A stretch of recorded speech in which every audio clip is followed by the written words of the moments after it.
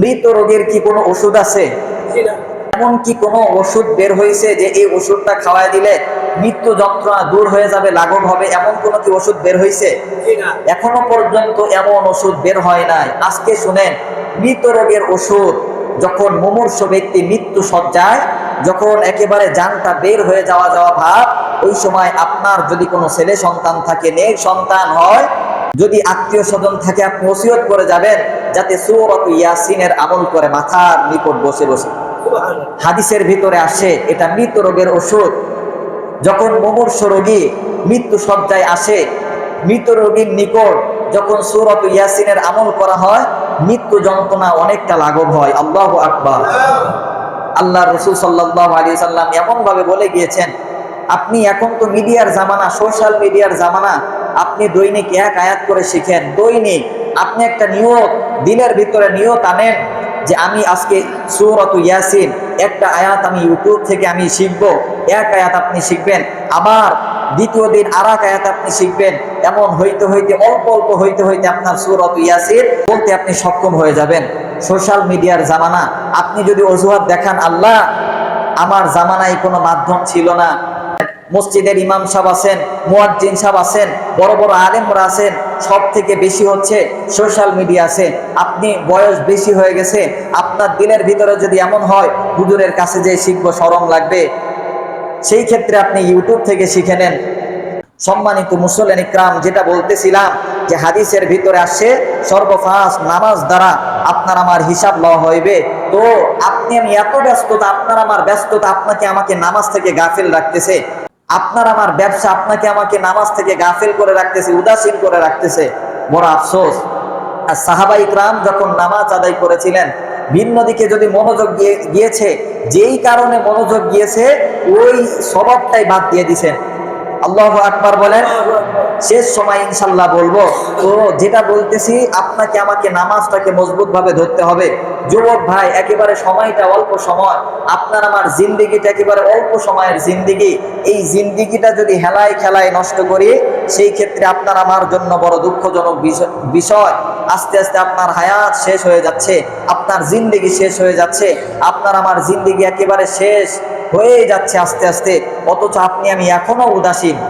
এখন থেকেই নিয়ত করেন আপনার ব্যবসা যাতে আপনার নামাজকে আপনাকে উদাসীন না রাখে, নামাজ থেকে আপনার আমল আপনাকে যাতে নামাজ থেকে আপনাকে গাফিল করে না রাখে, আপনার ব্যবসা বাণিজ্য দোকানদারি আপনাকে যাতে আল্লাহ থেকে গাফিল করে না রাখে। আল্লাহ রব্বুল আলামিন বলেছেন, ফাফিরু ইলাল্লাহ, বান্দা তুমি আমার দিকে ফেরো, আমার দিকে ফিরো। যখন তুমি আমার দিকে ফিরবা, আমি বান্দাকে জান্নাত দ্বারা ধন্য করব। সুবহানাল্লাহ। আল্লাহ রব্বুল আলামিন এমন করে করে বান্দাকে বলে দিয়েছেন। এরপরেও আমরা দিলের ভিতরে একটু মায়া হয় না। মৃত রোগের ওষুধ সূরাত ইয়াসিন আপনারা শিখে নেবেন ইনশাআল্লাহ। আপনার সন্তানকে শিক্ষা দিবেন, আপনার সন্তানকে উন্নত মানুষ বানাইবেন। যখন আপনার আমার সন্তান উন্নত মানুষ হবে, সুশিক্ষায় শিক্ষিত হবে, ওই সময় আপনার আমার জন্য এটাও বড় একটা ফায়দা দিবে। যখন আপনার আমার ইন্তেকাল হয়ে যাবে, আপনার আমার সন্তান আপনার আমার আলমে বরজখের সামনে গিয়া দুইটা হাত উঠায় যাতে দোয়া করতে সক্ষম হয়। আল্লাহ রব্বুল আলামিন আপনাকে আমাকে সকলকে সঠিক বুঝদান করুক, বলেন আমিন। নবীজি সাল্লাল্লাহু আলাইহি ওয়াসাল্লাম হাদিসের ভিতরে বলছেন, রাজুলুন কলবুহু মুআল্লাকুন ফিল মাসাজিদ, যেই ব্যক্তির অন্তরটা মসজিদের সাথে লটকানো থাকে, ওই ব্যক্তিকে আল্লাহ রব্বুল আলামিন হাসরের ময়দানে ভিআইপি মেহমান বানায় দিবেন। সুবহানাল্লাহ। যেই ব্যক্তির অন্তরটা মসজিদের সাথে লটকানো থাকে, অর্থাৎ আজান হইতেছে, আর এক আজানের পর আর এক আজানের ওয়েট করা, অপেক্ষা করা।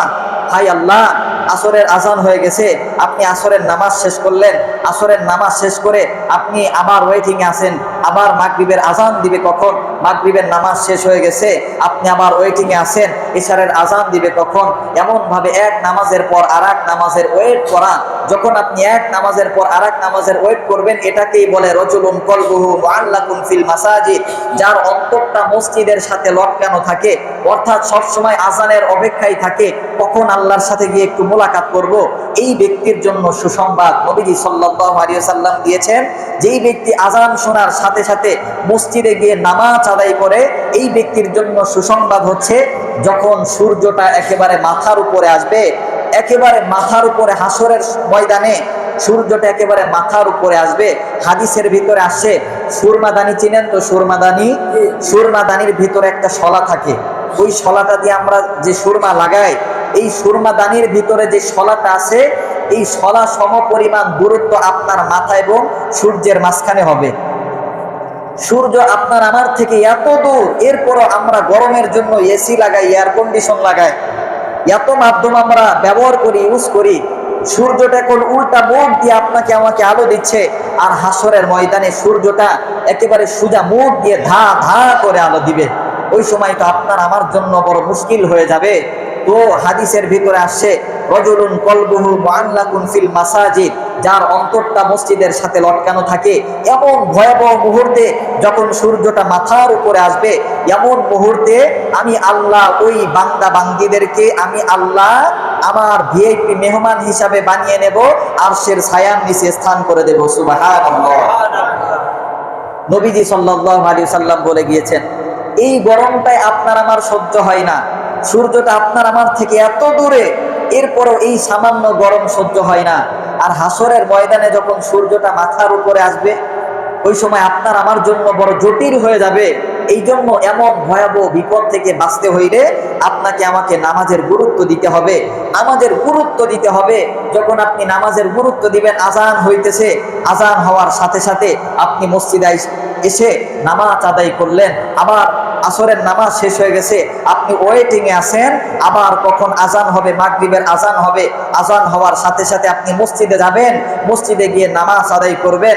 এমন আপনি আবার রাতে ঘুমিয়েছেন, যখন রাতে ঘুমিয়েছেন আপনি ওয়েটিং এ আছেন, এই হয়তো ফজরের আজান দিয়ে দিল, এই হয়তো ফজরের আজান হচ্ছে, রাত্রে আপনি ঘুম ভেঙে লাফ দিয়ে উঠছেন, হয়তো আজান হইতেছে, আপনার ঘুম ভেঙে দেখেন মাত্র 2টা বাজে, আবার আপনি ঘুমিয়ে গিয়েছেন, এই যে আজান হইতেছে। এমন দিনের ভিতর একটা উথালা উথালা ভাব যাতে আসে, যখন এমন ভাব আসবে, এই ব্যক্তির জন্য নবীজি এমন সুসংবাদ দিয়েছেন, হাসরের ময়দানে আল্লাহ রব্বুল আলামিন ভিআইপি মেহমান বানিয়ে নেবেন। সুবহানাল্লাহ।